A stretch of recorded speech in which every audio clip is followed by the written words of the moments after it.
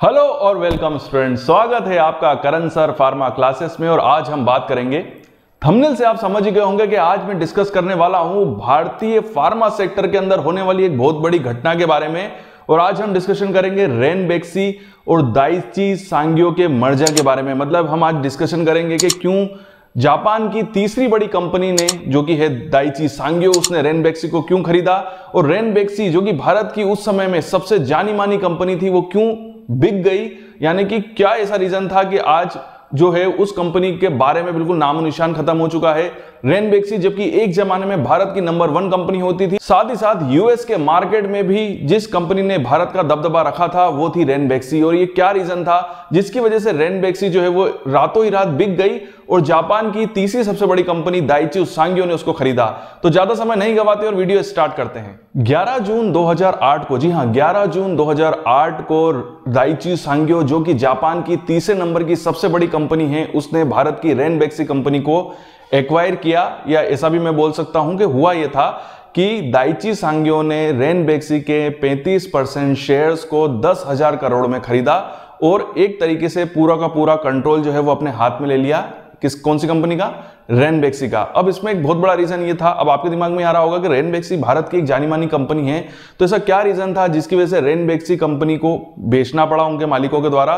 तो इसका एक बहुत बड़ा रीजन था यूएस एफडीए। क्योंकि यूएस एफडीए की नजरों में जो रेनबेक्सी कंपनी थी वो काफी समय से चल रही थी। मतलब पिछले 1-2 साल से, जब कंपनी बिकी थी 2008 में, उसके 1-2 साल से काफी समय से जो यूएस एफडीए के जो ऑडिट्स थे वो इस कंपनी में बार बार फेल हो रहे थे।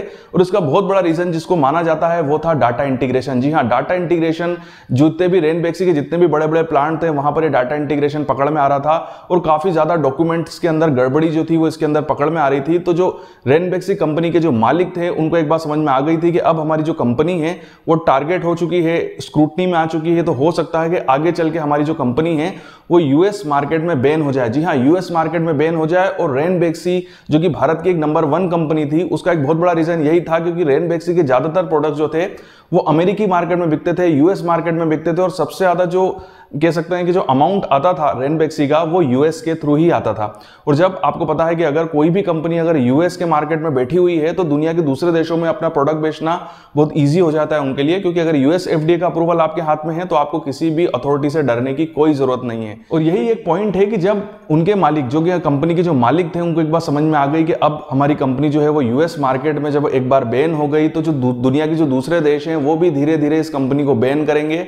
और कंडीशन एंड में ये आ जाएगी कि हो सकता है कि हमको फिर काफी कम देशों में सिमट के रहना पड़ जाए। और हो सकता है कि जो रेट अभी इस कंपनी का मिल रहा है और जो ब्रांड वैल्यू इस कंपनी की है, हो सकता है कि आने वाले कुछ समय के बाद जब ये कंपनी यूएस में बैन हो जाएगी तो इसकी ब्रांड वैल्यू और कम हो जाए और हो सकता है कि उनको फिर जो पैसा अभी मिल रहा है वो बाद में ना मिल पाए।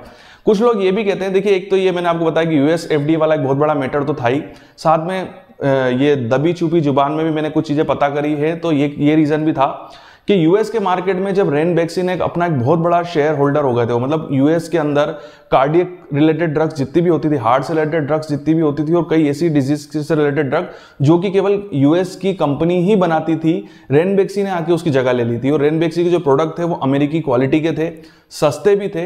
तो इससे हुआ यह कि काफी अमेरिकी लोग जो थे वो रेनबेक्सी के प्रोडक्ट्स को परचेस करने लग गए थे। तो धीरे धीरे जो यूएसए की कंपनियां थी वो पीछे होती जा रही थी और रेनबेक्सी उनकी जगह लेती जा रही थी। इससे हो यह रहा था कि काफी कंपनीज जो थी वो लॉस में जाने लग गई थी। और उससे यह हुआ कि जब कंपनी लॉस में जाती है तो वो अपने यहाँ काम कर रहे वर्कर्स को धीरे धीरे निकालना स्टार्ट कर देते हैं। तो उससे हुआ यह कि अमेरिका में जो लोग काम कर रहे थे, खासकर अमेरिकी मूल के लोग, उनकी नौकरी जाने लग गई थी। तो अब उनको ये बात समझ में आ गई थी कि अगर हमको अमेरिकी मार्केट बचाना है या अमेरिकी कंपनीज को अगर मार्केट के अंदर रखना होगा तो हमको रेनबेक्सी को हटाना होगा। तो इसीलिए यूएस एफडीए जो था उसको सख्त हिदायत दी गई कि अगली बार आप जब भी इस कंपनी का ऑडिट करेंगे तो बिल्कुल सख्ती के साथ कीजिए और आप इनको जरा सी भी दरियादिली नहीं दिखानी है, जरा सी भी दया नहीं दिखानी है। एक छोटी सी छोटी गलती को भी बड़ा करके प्रोजेक्ट करना है। क्यों? क्योंकि पहले जब यूएस एफडीए के लोग भारतीय कंपनियों का ऑडिट करते थे तो वो काफी दया दृष्टि दिखाते थे, क्योंकि भारत उनकी नजर में एक बहुत छोटा मार्केट है और फार्मा में एक उभरता हुआ देश था। तो उन्होंने ये कोशिश करी कि अभी भारत में जितनी भी फार्मास्यूटिकल कंपनियां हैं उनको हमको प्रमोट करना चाहिए, उनसे अगर छोटी मोटी गलतियां हो रही है तो उसको माफ कर दे। ये यूएस एफडीए का बिहेवियर था। बट जब उन्होंने देखा कि अब भारतीय कंपनियां काफी ज्यादा मैच्योर हो चुकी हैं और इतनी ज्यादा मैच्योर हो चुकी हैं कि अब हमारे मार्केट के अंदर आ चुकी हैं, तो अब हमको इनको बिल्कुल भी दया दृष्टि नहीं दिखानी है। इनकी छोटी से छोटी गलती भी हमको उजागर करनी है और उसके ऊपर एक हमको कड़े से कड़ा एक्शन लेना है। और इसका सबसे पहले जो कंपनी निशाना बनी थी वो थी रेनबैक्सी। और यूएस एफडीए में बैन होना और ऑडिट फेल होना एक बहुत बड़ी वजह थी, जिसकी वजह से कंपनी के मालिकों को ये कंपनी बेचनी पड़ी। अब यहां पर हमने ये बात तो कर ली कि रेनबैक्सी के जो मालिक थे उनको ये कंपनी क्यों बेचनी पड़ी। अब हम ये डिस्कस करते हैं कि जापान की तीसरे नंबर की सबसे बड़ी कंपनी दाइची सांग्यो ने रेनबैक्सी को क्यों खरीदा। तो इसका एक बहुत बड़ा रीजन ये था कि दाइची सांग्यो काफी समय से देख रही थी कि वो जब किसी भी प्रोडक्ट का प्रोडक्शन कर रहे थे जापान के अंदर, तो तीन चीजों के अंदर उनकी जो इनकम है या कह सकता हूं कि जो उनका खर्चा है वो दिनों दिन बढ़ता जा रहा था। वो तीन चीजें थी एसजीए का मतलब होता है सेलिंग, जनरल और एडमिनिस्ट्रेटिव। इन तीनों सेक्टर्स के अंदर वो हर साल 10% की दर से कंटिन्यूसली उनका खर्चा बढ़ता जा रहा था। मतलब 2006 के डाटा के हिसाब से इन तीन चीजों के अंदर जो दाइची सांग्यो ने खर्च किए थे वो थे $3,128.9 मिलियन। तो आप समझ सकते हैं कि इन तीन चीजों में कितना ज्यादा खर्चा हो रहा था। तो दाइची सांग्यो ये सोच रहा था कि हमको एक ऐसी कंपनी खरीदनी चाहिए जापान से बाहर, जहां पर हमको इन तीनों सेक्टर्स के अंदर कम से कम खर्चा लगे और यहां पर हम अपना पैसा सेव करेंगे और ये पैसा हम उधर कवर कर लेंगे। मतलब उनको चीप सेलिंग, चीप एडमिनिस्ट्रेटिव और चीप कह सकता हूं कि जनरल के अंदर उनको लगाना था। और ये भी कह सकते हैं कि उनको प्रोडक्ट की कॉस्ट को कम से कम करना था। तो इसीलिए उन्होंने भारत की तरफ देखा कि भारत के अंदर आप जानते हैं कि जो एम्प्लॉयज हैं वो काफी चीप होते हैं। यहाँ पर जो प्रोडक्ट की मैन्युफैक्चरिंग के अंदर जो कॉस्ट आती है वो दूसरे देशों की तुलना में काफी कम आती है। ये एक बहुत बड़ा रीजन था कि दाइची सांग्यो को भारत के अंदर आना था, भारत के अंदर एक बड़ी कंपनी को परचेस करना था और उन्होंने अपना दाव जो है वो रेनबैक्सी के ऊपर लगाया। क्योंकि सबसे बड़ी बात रेनबैक्सी की थी कि यहाँ पर जो लेबर वर्क कर रहे थे या जितने भी ऑफिसर्स थे या मैन पावर थे वो काफी चीप थे।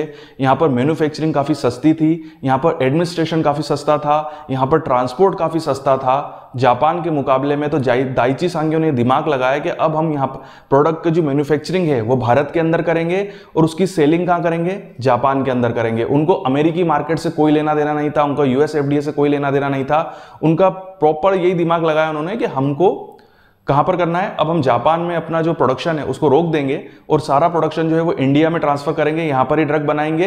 क्योंकि यहां पर जो कॉस्ट जापान में आ रही थी उससे काफी कम कॉस्ट यहां पर लग रही थी, क्योंकि हर चीज यहां पर सस्ती थी।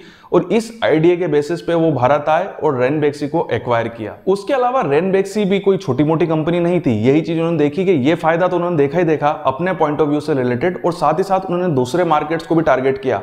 क्योंकि उस समय रेनबैक्सी भारत की नंबर 1 कंपनीज हुआ करती थी, मतलब नंबर 1 नंबर 2 ही चलती थी। क्योंकि रेनबैक्सी के अलावा सिप्लाई थी जो, और सन फार्मा हम कह सकते हैं, यही कंपनियां उसको टक्कर देती थी। तो रेनबैक्सी के पास प्रोडक्ट की एक ब्रॉड रेंज थी। जी हाँ, बहुत सारे सेक्टर्स के अंदर रेनबैक्सी जो है वो मेडिसिन बनाती थी, प्रोडक्ट्स बनाती थी। साथ ही साथ इन रेनबैक्सी जो थी वो जेनरिक मार्केट के अंदर नंबर 1 थी। काफी ज्यादा जेनरिक ड्रग्स को वो प्रोड्यूस करती थी और काफी ऐसी ड्रग्स थी जिनके पेटेंट जो थे वो केवल रेनबैक्सी के पास ही थे। तो ये एक दूसरा रीजन था। पहला रीजन तो मैंने आपको बता दिया, सब सस्ता मिल रहा था। और दूसरा रीजन था क्योंकि अपने आप में एक बहुत बड़ी कंपनी होना, साथ ही साथ प्रोडक्ट की बहुत बड़ी रेंज इनके पास थी। तो ये 2 रीजन बहुत बड़े थे जिसकी वजह से दाइची सांग्यो ने रेनबैक्सी को एक्वायर किया। और एक चीज मैं आपको बता दूं कि उससे पहले जब तक दाइची सांग्यो ने रेनबैक्सी को परचेस नहीं किया था, एक्वायर नहीं किया था, तब तक रेनबैक्सी अपने ज्यादातर प्रोडक्ट जो है वो यूरोपियन कंट्रीज और अमेरिकन कंट्रीज को बेचती थी, जो मैंने आपको बताया भी है। जैपनीज मार्केट के अंदर रेनबैक्सी कभी भी नहीं जा पाई थी, क्योंकि ऐसा कहा जाता है कि जैपनीज मार्केट के जो रूल्स रेगुलेशन हैं वो यूएसए और यूरोपियन से भी काफी कठिन है। और उन रूल रेगुलेशन की वजह से, उन गाइडलाइन की वजह से रेनबैक्सी जो है वो जापान में अपनी ड्रग सेल नहीं कर पाती थी। तो दाइची सांग्यो का यही आइडिया था कि अब हमने इसको एक्वायर कर लिया है, अब हम इसको जैपनीज कंपनी बनाएंगे, जैपनीज वर्किंग कल्चर के अंदर लोगों को ढालेंगे और जैसा काम जापान में होता है वैसा हम भारत के अंदर करेंगे, वही गाइडलाइन फॉलो करेंगे। और हम अपने बेसिस पे, मतलब जो उनका, मैं कह सकता हूँ हिंदी में जो आप समझ जाएंगे, अपनी जो सेटिंग है जैपनीज जो वहाँ की गवर्नमेंट होगी उनके साथ जो उनकी सेटिंग होगी या जो भी उनका कह सकता हूं कि अंडरस्टैंडिंग होगी, उसके हिसाब से हम रेनबैक्सी को जैपनीज मार्केट के अंदर इंटर करा देंगे। तो ये एक उनकी सोच थी जिसकी वजह से उन्होंने रेनबैक्सी को एक्वायर किया। और जैसे ही दाइची सांग्यो ने रेनबेक्सी को एक्वायर किया, उसी के साथ में दाइची सांग्यो वर्ल्ड की 15वें नंबर की एक सबसे बड़ी कंपनी हो गई, क्योंकि रेनबेक्सी का जो इंफ्रास्ट्रक्चर था वो और दाइची सांग्यो का अपने आप में एक इंफ्रास्ट्रक्चर था, ये दोनों आपस में मिले और ये दुनिया की 15वें नंबर की सबसे बड़ी कंपनी हो गई। बट मेरी बातों में ही आप समझ गए होंगे कि क्या रीजन था कि ये डील जो है वो जम नहीं पाई और बाद में जो दाइची सांग्यो थी उसको भी ये कंपनी सन फार्मा को बेचनी पड़ी। तो इन्हीं बातों में आप समझ गए होंगे, क्योंकि मैंने आपको क्या बताया कि दाइची सांग्यो सोच रहा था कि भारत के अंदर जैपनीज कल्चर लाएंगे, और आप समझते हैं कि जैपनीज वर्किंग कल्चर कितना ज़्यादा हार्ड होता है, इंडियंस उसको कभी भी अपना नहीं सकते हैं, इंडियंस इंडियन कल्चर के हिसाब से ही काम करते हैं। तो ये एक बहुत बड़ा रीज़न था। फिर भी अगर आप चाहते हैं कि मैं उसके ऊपर भी वीडियो बनाऊं कि क्यों दाइची सांग्यो ने रेनबेक्सी को सेल किया, किसको, सन फार्मा ने खरीदा, और अभी सन फार्मा ने ही रेनबेक्सी को परचेस किया हुआ है, इसका क्या रीजन था आप नीचे कमेंट बॉक्स में मेंशन कर सकते हैं। तो अगला वीडियो जो है मैं इस टॉपिक के ऊपर बनाऊंगा। बट ये वीडियो हम यहीं कंप्लीट करते हैं। ये वीडियो आपको कैसा लगा कमेंट्स में मुझे जरूर बताइएगा। वीडियो देखने के लिए थैंक यू वेरी मच। आपके उज्जवल भविष्य की कामना करता हूं और यूं ही बने रहिए मेरे साथ।